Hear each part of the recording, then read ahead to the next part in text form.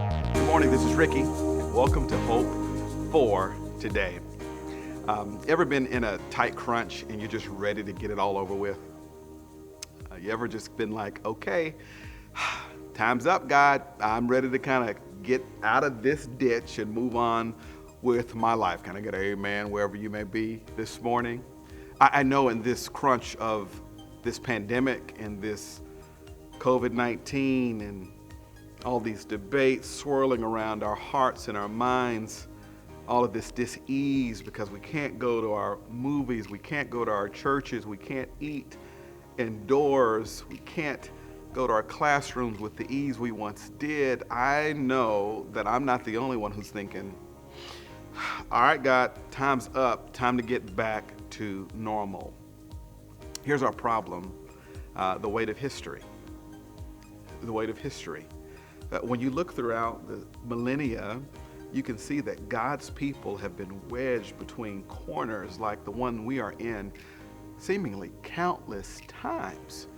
We're reminded that even though it was uncomfortable and even though it was even somewhat chaotic, God used it to bear fruit to the glory of his name. People got stronger. People walked in more spiritual maturity. More people got reached for the cause of Christ.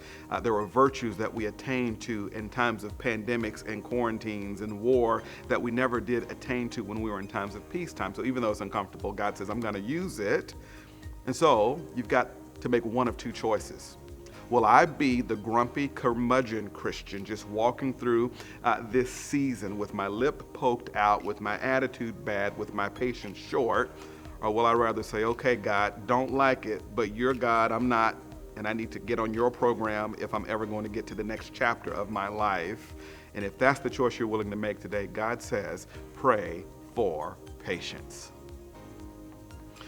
Quack, quack, quack, quack. I know that was not what you wanted to hear today. I know that is not the Devo where you're going to say, ooh, you need to just make sure you check out Hope for Today. The preacher was talking about patience. Let me go ahead and agree with you. Absolutely no one is excited about a conversation on patience. I'm not, so I don't expect you to be. It's patience, okay? Who wants to talk about patience? When have you ever heard someone say, dude, my preacher talked about patience, bro. It was amazing. Go download it. You ain't never heard that?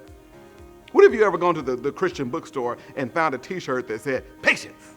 You just ain't ever seen. Don't nobody want to talk about patience. It's even when you think about it, in Galatians chapter 5 is where Paul mentions the fruit of the Spirit, and patience is one of the fruits of the Spirit. And even when you're reading the series of these 9 fruits, the word patience doesn't even sound attractive, right? Like Paul saying, love, joy, peace, patience, kindness. It don't even sound attractive.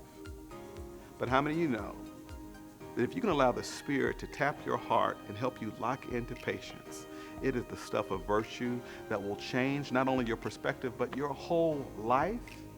Patience is everything. Now, what is patience? It's the Greek word makrothumos. Makrothumos. M-A-K Rothamos. That's how you spell the word. It's 2 compound words together. Macro, we get macroeconomics, okay, macro level. It's the idea of big and large and long. And then that word thumos, think thermometer, okay?